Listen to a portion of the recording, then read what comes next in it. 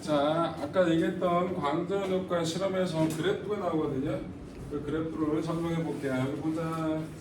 자, 이렇게 전지를 연결하고요. 이렇게 절개 이렇게 연결을 해. 요거에다 이렇게 진공해. 이거 진공관이야. 진공관. 자, 그림 보세요. 이 전압은 몇만 볼트 이런 게 아니거든요. 몇 볼트야. 그럼 이 그림상에서 여기 전류 흐를 수 있을까 없을까? 안 흘러요. 왜? 여기 끊어져 있잖아. 이 사이에 아무것도 없기 때문에 여기서 전자가 넘어가기 어려워요. 이걸 순간적으로 몇만 볼트 걸어주게 되면 얘 넘어가요. 그거 이용하는 게 형광등이야. 순간적으로 전원을 확 높여가지고 전자가 한번 팍 흐름을 만들어주면 그 다음에 계속 넘어갈 수 있거든. 근데 그건 그만큼 수만 볼트 이렇게 걸어준 게 아니란 말이야. 순간적으로. 그래서 이거 몇 볼트뿐이 안 돼. 전류가 안 흘러. 그런데 여기다 빛을 비춘다고. 뭘 비춘다? 빛을 비춰요. 그럼 뭐가 일어납니까? 광전 효과가 일어나죠. 광전 효과가 일어나 전자가 튕겨나왔다고. 이 튕겨나온 전자 때문에 여기 전류가 흐를 거야. 이 전지는 광전 효과 결과 튀어나온 전자가 딴 데 가지 말고 이 반대쪽 플러스 쪽으로 딸려오게끔 인도해주는 역할을 하는 거예요. 자, 그거를 뭐에 따라서 이 걸어둔 전압에 따라서 전류값이 여기 오르는 전류 특별히 뭐라 부른다? 광전류라 불러. 광전 효과가 일어나서 흐르는 전류다. 그래서 뭐라 부른다고? 광전류라 부른다고. 그래서 Y축 값이 광전류고 X축 값은 전압이에요. 얘는 광전류야. 그런데 이 전압은 단지 광전 효과가 일어났을 때 생기는 튕겨나온 전자가 딴 데 가지 못고 다른 데 가지 말고 반대 방향으로 오게끔 인도해주는 역할을 하지. 이 전압이 없더라도 안 걸어주더라도 저기는 어떻게 됩니까? 사방으로 튄 광전자가 저 반대쪽으로 넘어갈 수는 있어요. 그래서 뭐가 나온다? 전압이 0이더라도 전류가 0이 아니라 일정하게 어떤 값을 갖고 있어요. 그러다가 어떻게 된다고? 전압이 높아지면 쭉 올라가다가 일정해져요. 왜? 튕겨나온 전자 개수가 다 넘어왔으면 더 이상 전류 값이 더 이상 증가할 수 있다 없다? 없다. 자, 이제 거꾸로 걸어볼 거예요. 그럼 요 전압을 거꾸로 준다는 얘기는 요거를 지금 반대로 걸어준다는 얘기예요. 그럼 이렇게 전압을 걸어주게 되면 튕겨나온 전자 여기가 마이너스 여기가 플러스니까 절로 넘어가는데 도와줘 방해. 그럼 어떻게 됩니까? 이 전압이 커지면 커질수록 어떻게 됩니까? 광전류 값은 쭉 줄어들다가 0이 돼버립니다. 요때 전압을 보고 뭐라 부른다? 정지전압이라 불러요. 뭐라 부른다? 정지전압. 오케이. 자, 요게 1번 빛을 가지고 실험한 거예요. 또 다른 빛을 가지고 실험할 거예요. 여기다 다른 색깔의 빛을 가지고 실험을 했더니 2번 빛이에요. 얘 1번 빛이었고 어떻게 나왔냐? 광전류 값이 자, 요게 얘는 크고 작아야 되니까 여기서 요렇게 올라가서 요렇게 나왔어요. 얘가 2번 빛이에요. 일단 보세요. 정지 전압은 1번이 커요, 2번이 커요. 자, 여기서 또 마이너스 5V가 있고요, 마이너스 10V가 있어요. 어떤 게 큰 전압이에요? 마이너스 10V가 큰 거예요. 여기서 마이너스는 방향이잖아. 어떤 게 큰 거야? 그리고 물리에서 크게 그러면 다 절대값 취하라는 거야. 대부분 다. 다는 아니지만 여기서 어떻게 반대 방향으로 5V, 반대 방향 10V니까 어떤 게 더 큰 전압이라고? 마이너스 10V가 더 큰 전압이야. 그럼 정지 전압은 누가 커? 1번이 커? 2번이 커? 2번이 1번보다 컸죠. 자, 왜?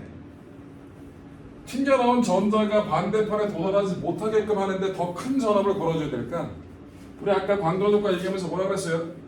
금속이 이렇게 판대기 있고 여기에 이람수가 있었고 여기에 에너지를 가진 빛이 E의 에너지를 가진 빛이 왔을 때 튕겨나온 전자가 있고 이 전자가 무슨 에너지를 갖는다?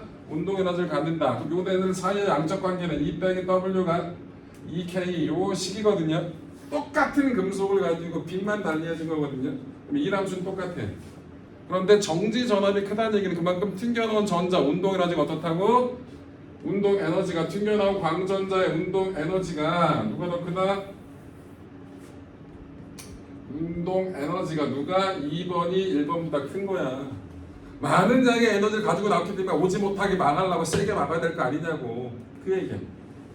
그럼 운동 에너지는 왜 컸냐고. 이게 왜 컸겠냐고. 얘가 일정한데 빛 에너지가 광양자의 빛 에너지가 누가 크다? 2번 빛이 1번보다 큰 거라고. 근데 빛의 에너지는 뭐가 결정한다고? 진동수가 결정한다 그랬지? 그래서 진동수가 2번 빛이 1번보다 크다라는 걸 확인해야 된다. 그래서 정지 전압 가지고 뭘 확인하는 거다? 빛의 진동수가 누가 더 큰지 누가 더 작은지를 확인할 수 있어야 된다. 이해돼요? 자, 여기 있는 광전류값은 광전류는 누가 컸어요? 1번이 컸어요? 2번이 컸어요? 1번이 2번보다 컸죠. 그럼 광전류가 막 세게 흐른다는 얘기는 튕겨나온 광전자의 숫자가 광전자의 개수가 튕겨나온 광전자 개수가 1번이 2번보다 크지. 그럼 왜 많은 수의 노예가 튀어나왔어? 그럼 노예를 해방시켜준 분이 그만큼 많았다는 얘기잖아요. 그지? 뭐가 많다? 광양자의 개수가 1번이 2번보다 크다. 이 광양자의 개수, 빛 알갱이의 개수를 보고 뭐라 본다? 빛의 세기라고 불러. 뭐라 본다? 빛의 세기. 그래서 광전류 가지고 확인하는 건 빛의 세기고 정지 전압 가지고 확인하는 건 빛의 에너지라고. 광전효과 얘기할 때, 자, 잘 들어. 파동은 파동의 에너지나 파동의 색이나 구별 안 해도 돼요. 에너지가 센 게 세기도 세다고 생각하면 돼. 파동은. 그런데 빛을 특히 광전효과 할 때는 빛의 에너지랑 빛의 세기는 전혀 다르다고 생각해야 돼. 뭐라고 생각한다고? 전혀 다르다고 생각해야 돼. 빛의 에너지를 결정하는 건 뭐? 진동수고요. 빛의 세기를 결정하는 건 뭐라고? 광양자 수, 빛 알갱이의 개수라고. 그래서 빛의 에너지나 빛의 세기는 아예 전혀 다른 놈이라고 생각을 해야 돼. 그래야 광전 효과를 이해하는 데 편하다고. 이해됐어? 이 그래프 제일 중요해. 시험에 나오는 건 다 저 그래프야. 수능에서 광전 효과는 꼭 한 문제씩 나와요. 물 완에서도 나오고 물 투에서 나오고. 이 그래프 해석하는 게 되게 중요합니다. 물 완보다는 물투가 좀 더 많이 쓰긴 하겠지만 그래프 꼭 기억하시고요. 그래프를 하나를 더 드릴 거예요. 이번에는 가로축이 빛의 진동수예요. 세로축이 광전자, 튕겨나온 광전자 운동 에너지를 뜻하는 겁니다. 세로축은 식은 똑같아요. E 빼기 W가 2K다라는 식을 쓸 거고 HF 빼기 W가 2K 요 식 그대로 쓴 거예요. 요 식을 가지고 뭔가를 해볼 거예요. 자, 여기 봅시다. 자, 쓸 거 있으면 쓰시고요. 찬우야? 졸려 보여? 또 그런 거야. 그딴 얘기 하지 말고. 안 졸려? 응, 그치? 졸려 보여. 너무 심하게 졸려 보여. 나는 누구? 여긴 누구? 난 왜 여기 있지? 집에 가서 잠이나 잘 거야. 꺼지란 얘기지. 알겠어. 자, 광전효과가 꽤 어려워요. 이 현대물리 쪽이라서 시험에 잘 안 나왔었는데 어느 시점부터 건드리기 시작한단 말이야. 그런데 건드리는 건 딱 요 두 가지. 지금 한 그래프랑 지금 한 그래프랑 할 그래프 요 두 가지만 제대로 이해하시면 광전 효과가 여러분 발목을 잡지는 않아요. 내가 광전 효과 설명은 잘해 라고 할 거. 넌 뭐하냐? 지우개 갔다면 너도 좀 떨어져라.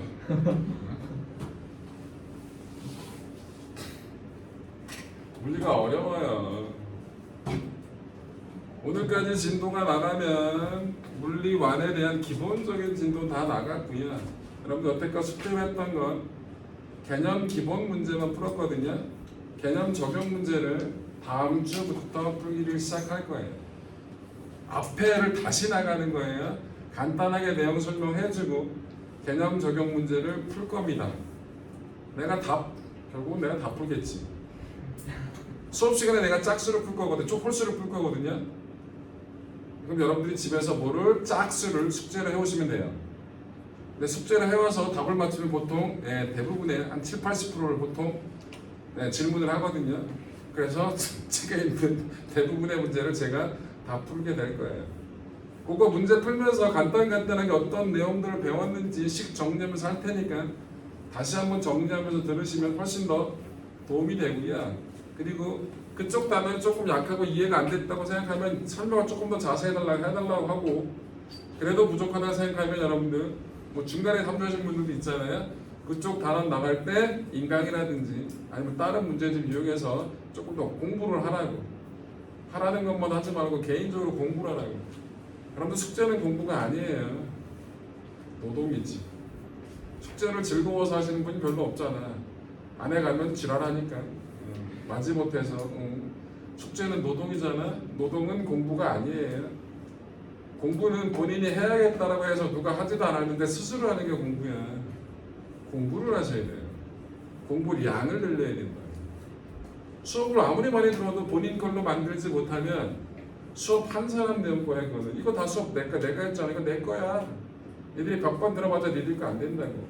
본인 걸로 만드는 시간이 좀 필요하거든요. 공부를 하셔야 돼요. 생각 좀 하시고. 아직도 못 썼어? 이렇게 헛소리 많이 했는데 다 썼어? 아직도 부끄러워해. 몰래?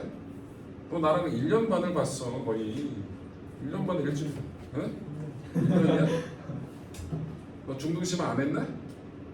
했어요. 중등심화 했어? 중등 기본도 했잖아. 중등 기본 6개월이야. 중등심화 6개월이야. 이거 지금 3개월 넘어가고 있어. 그럼 뭐야? 15개월이라고. 한 1년 반 다. 뭐 1년이래. 줄이고 지랄이야. 아유 진짜. 자, 엄청 부끄러워해. 마스크 벗더니 더 부끄러워해. 자, 여러분도 안 믿겠지만 저도 모르는 사람 있으면 말 한마디를 안 해요. 나 되게 내성적이에요. 교무실에 있으면 나한테 말 안 시키면 나는 한마디도 안 해요. 집에 갈 때까지. 뭐라고 얘기해? 얘기할 게 없잖아. 밥 먹었어? 뭐 이딴 얘기해야 돼? 되게 내성적이에요. 그래서 저를 아시는 분들은 네가 왜 수업을 해? 응? 왜? 대학교 때 공부도 열심히 안 했고 성격도 아니까 조용하거든. 되게 의아해해요. 저도 의아해해요. 자, 그걸 20몇 년을 하다 보니까 낯이 두꺼워져가지고. 자, 이렇게 얘기해도 여러분들 엄마들 오면 설명회 이런 거 하잖아요. 엄마들 얼굴을 잘 못 봐요. 익숙치 않아서. 그리고 수업하면서 일한 띠 이런 거 해야 되는데 엄마들 대고 이런 거 못하니까 똑바로 안 봐! 뭐 이런 거 해야 되는데 그런 걸 못해서. 자, 갑시다. 진동수를 크게 쭉 늘려줄 때 광전자 운동에너지 어떻게 되는지 한번 해보자요. 그런데 아까 여기 HF 몇 지웠지? 여기 W가 EK야. 아무튼 1 함수보다 더 큰 에너지를 가져야지만 운동 에너지가 튀어나올 거예요. 그렇지? 전자가 튀어나올 거야. 그래서 얘는 어떻게 된다? 바닥을 켜요. 그러다가 특정 진동수가 있어. 그러면 여기서 보세요. 얘가 일정한 상태에서 F하고 EK는 무슨 관계야? 비례 관계야. 그래서 직선의 그래프가 나올 거예요. 이렇게 슉. 자, 요때 진동수를 보고 뭐라 부른다? F0라고 하는데 이 F0를 문턱 진동수라 봅니다. 순우리말. 얘를 넘어서야 나왔다. 이 문턱을 넘어서야 광전효과가 나왔다. 그래서 예전에는 뭐 한계 진동수, 인계 진동수 이렇게 얘기를 했는데 지금은 순우리말로 문턱 진동수라고. 나르게. 맞아. 전하 운반제 전하 나르게. 우리말 사랑이 끔찍해. 좋은 건데 웃긴 건 뭐냐면 대학교 가서 느꼈으면 좋잖아. 교수들은 지들이 익숙한 거 써. 이런 거 안 써. 저 문턱 진동수가 뭐예요? 아, 그거 한계 진동수? 난 한계 진동수 할래? 보통 이렇게 쓴다고. 진짜로. 자, 기울도 옛날 기울 막 쓰는데 뭐. 자, 요거예요. 자, 여기 기울기가 뭘까? 기울기는 항상 x 변화량 분의 y 변화량의 기울기잖아. 그치? 그럼 x 값이 뭐예요? 진동수예요. y 값이 뭐예요? 에너지. 운동 에너지고. HF분의 2예요. E는 HF. F분의 2는 뭐야? 플랑크 상수야. 플랑크 상수라고. 오케이. 어떤 금속 가지고 했던 이런 그래프가 나왔어. 자, 여기 보자. 이거 연장선 한번 그어보자. 왜 하고 싶어? 요 에너지가 뭘 뜻할까요? 빛의 진동수가 0일 때 전자가 가지고 있는 음의 에너지 뭘까? 노예한테 돈을 안 줬어. 그랬더니 노예가 가지고 있는 마이너스 돈. 이게 뭐야? B 뭔가 그럼 뭐냐고 여기선? 야이씨 얘가 0이 되면 이 에너지가 마이너스 이거 너 꼴보잖아. 이람수라고. 그래서 이 연장선상에 있는 게 뭐다? 이람수야. 이게 금속 A를 가지고 실험을 했더니 저런 그래프가 나왔대요. 또 다른 금속을 가지고 실험을 해볼 거야. 다른 금속을 가지고. 자, 그랬더니 그래프가 이렇게 나왔대. 근데 얘랑 얘는 나란하게 나와야 돼. 왜? 기울기가 항상 상수니까, 그치? 자, 그런데 얘는 이 금속 B는 문톡 진동수가 금속 A보다 커요, 작아요? 작죠? 그럼 얘는 광전 효과가 일어나기 쉬운 놈이야. 왜 쉬워? 이람수가 작으니까. 몸값이 작은 싼 노예야. 해방시키기 좋겠지. 그래서 금속 A, 금속 B 이런 거 구할 때 뭐가? 기울기는 나란하게 주어져야 된다는 거. 요 그래프 뭔지 아시겠어요? 요 그래프랑 아까 지웠던 그 그래프 두 가지만 제대로 하시면 된다는 거. 요게 광전 효과에 대한 기본적인 설명입니다. 자, 이러한 광전 효과는 처음에 아까도 얘기했지만 아인슈타인의 과학양자설이 나왔을 때 일부 과학자, 대부분의 과학자들은 뭐라고 생각했다고? 저거 미친놈이라 그랬어. 어린 놈이 개념도 없고 무식한 놈이. 왜? 앞면이 나왔는데 뒷면도 보여요. 이딴 소리 하는 거라고. 왜? 앞면이면 앞면, 뒷면이면 뒷면 하나만 갖는 거야. 곧 입자면 입자고 파동이면 파동이야. 입자의 성질과 파동의 성질을 둘 다 가지고 있는 건 여태껏 있지도 않고 앞으로도 상상도 못했었단 말이야. 기존에 있던 과학자들이. 그래서 되게 생소하고 되게 이상한 거예요. 기존 과학자들이 얘기했을 때. 다시 맨 처음에 썼던 거 빛의 이중성을 다시 쓸 겁니다. 빛의 이중성. 자, 빛은 뭐의 성질을 갖는다? 파동이다 라는 게 먼저 나왔거든요. 파동의 성질을 갖는다. 빛이 뭐했기 때문에 0의 이중수를 시동해서 뭐 했다고? 회절도 했고 장애물 뒤까지도 전달이 됐고 입자는 저런 게 안 되거든요. 그 다음에 뭐도 했다고? 간섭도 일으켰다고. 빛의 파동의 성질이다. 그런데 빛은 뭐라고? 입자의 성질도 가져요. 광전 효과를 설명하려면 빛의 파동성 갖고는 설명할 수 있다 없다? 없다. 입자성 가지고 설명이 가능해. 그럼 빛은 입자는 얘기야. 광전 효과를 통해서 빛이 뭐라는 거? 입자의 성질을 갖는다고 확인을 한 거라고. 그래서 두 개의 성질을 둘 다 갖는다. 이걸 보고 뭐라 부른다고? 빛의 이중성이라 부른다고. 오케이? 자, 그런데 여러분들 숙제 내드릴게요. 일단 페이지 몇 쪽? 244쪽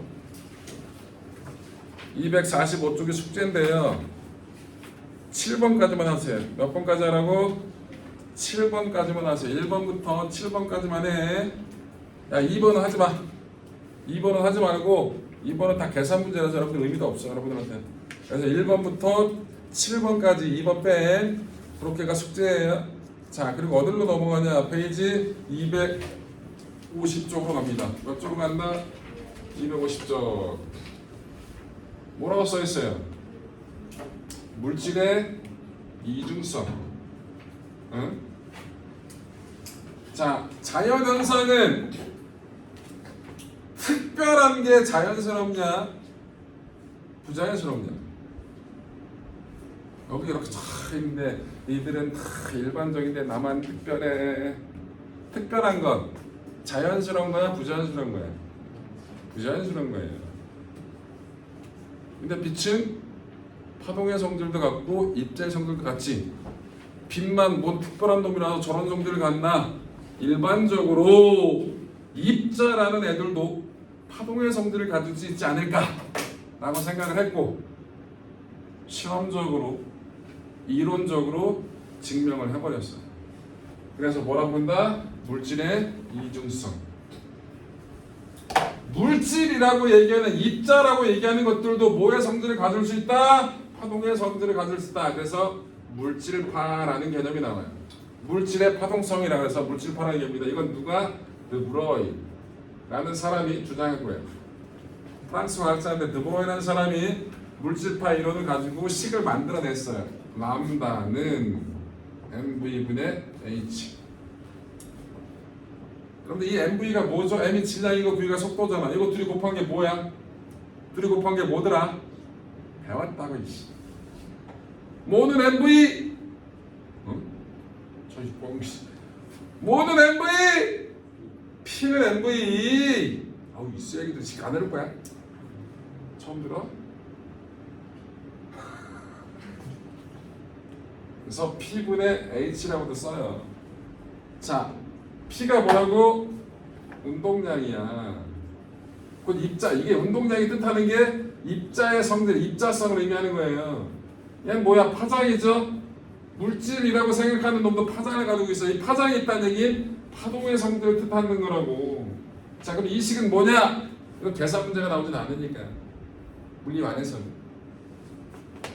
얘는 상수. 곧 운동량이 커지면 파장은 짧아져요. 곧 입자의 성질이 강하면 파동의 성질은 약해.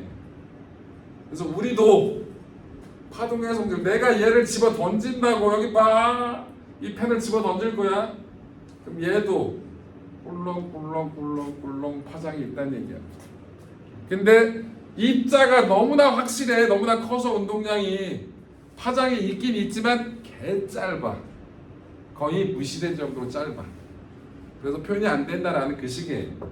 그런데 질량이 매우 작은 소립자들은 얘기가 달라져요. 질량이 매우 작아서 운동량도 작아. 그러면 파장이 유의미한 결과를 가지고 있는 파장이 생긴다고. 그래서 전자를 가지고 작은 구멍에 내가 쐈어. 전자는 입자잖아.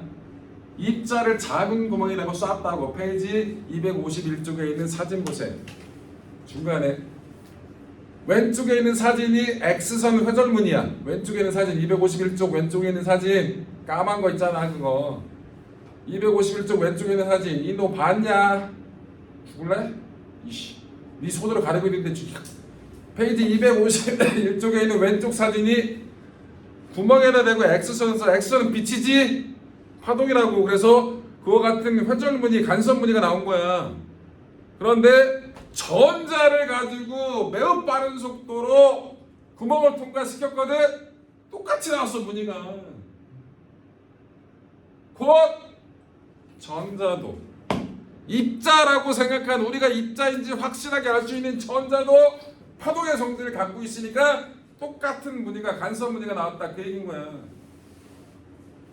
실험적으로 증명해버린 거죠. 눈으로 확인한 거야.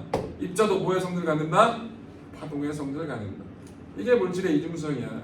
식은 이렇게 표현되는 거야. 람다는 mv분의 h. 이 식만 알면 돼요. 다른 건 몰라도 돼. 그 뒤에 전자 현미경이 수능에 나중에 나오는데 그건 나중에 배워. 지금 설명해줘봤자 여러분 이해도 안 되고 기억도 못해. 주사 현미경이라든지 투사 이거 몰라. 니들 지금 얘기해봤자 모르니까 나중에 하시고요. 자, 지금은 이 뒤에 숙제는 없어요. 물질의 이중성은 뒤에 숙제 없어요. 써놨는데 그 안 해도 돼요. 물질의 이중성은 신경 안 써도 돼. 여러분 풀만한 문제가 아니니까. 시험에 거의 나오지도 않으니까 신경 안 써도 되고요. 이제 이상한 얘기 해줄게요. 양자 역학이 뭔지를 맛만 보여드릴게요. 맛만. 이 양자 역학이라는 건 이상해요. 왜? 이것 때문에. 입자라고 생각하는 새끼들도 뭐를 갖는다? 파동의 성질을 가져요. 이건 팩트거든요. 실험으로 증명이 됐잖아요. 그래서 이상한 일이 벌어져요. 뭐가 이상한지 보세요. 책은 아무리 봐도 없어요. 여기 보세요. 자, 이렇게 구멍이 두 개가 있어요. 여기서 소리를 발생할 겁니다. 음원이 있어요. 소리를 틀어놨다고. 여기서 발생한 소리가 똑같은 거리예요. 여기까지 거리가. 소리를 만들어내면 여기서 소리를 막 질렀다고. 야 임마! 여기 A의 사람이 있고 B의 사람이 있었어요. 내가 얘기한 소리를 A 사람과 B 사람이 똑같은 거리면 동시에 들을 수 있어요, 없어요? 있죠? 이게 이상하지가 않잖아. 내가 얘기한 소리를 영민이하고 지한이가 같이 듣는 게 이상하진 않잖아. 그치? 그런데 입자라는 애들도 뭐의 성질을 갖는다? 파동의 성질을 가져요. 제가 여기서 공을 던질 거예요. 이 던진 공이 이 구멍 A와 구멍 B를 둘 다 동시에 통과할 수가 있다는 얘기예요. 입자도 파동이라며. 파동의 성질이 있다며. 여기서 소리를 질렀더니 동시에 들었어. 이상하지 않잖아. 근데 이 공새끼도 파동의 성질이 있대. 공을 던졌더니 이 구멍과 이 구멍이 동시에 통과가 가능하다는 얘기라고.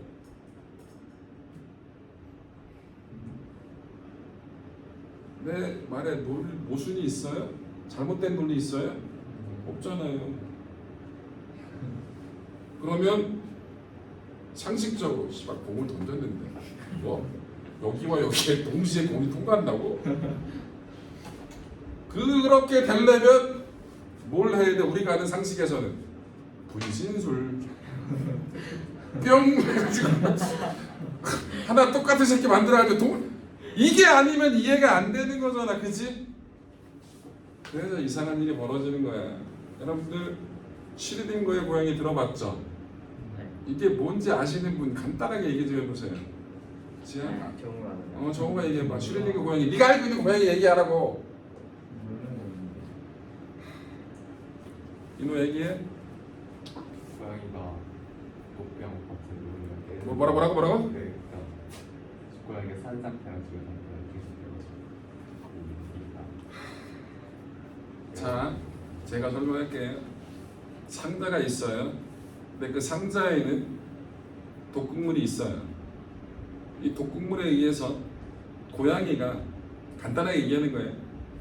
그 독극물에서 고양이가 죽을 수도 있고요. 고양이가 독극물에 중독이 안 되고 살 수도 있잖아.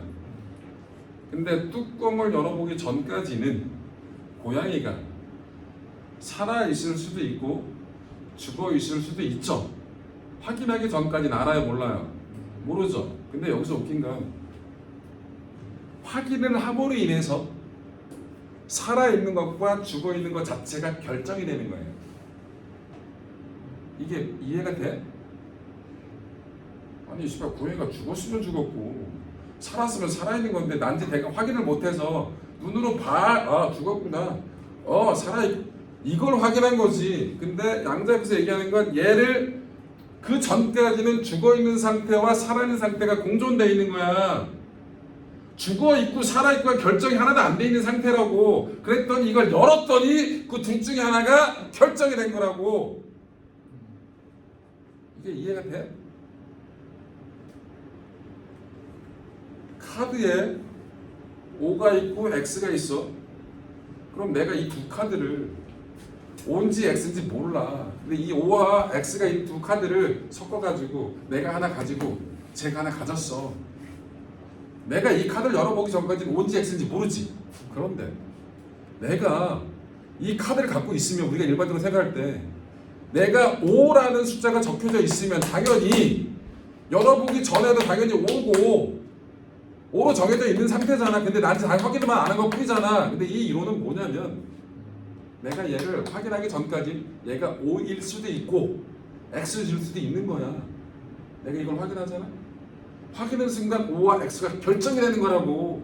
카드 자체 O를 내가 가지고 있던 게 아니라 O와 X를 둘 다 가지고 있는 그 카드를 내가 갖고 있는 거야. 그랬더니 확인했더니 O와 X가 그 순간 결정이 된 거라고. 이게 말이 돼? 말도 안 되는 개소리야. 우리가 하는 상식에 의하면. 이 그지 같은 일이, 이 양자역학이라는 건 이것 때문에 그래.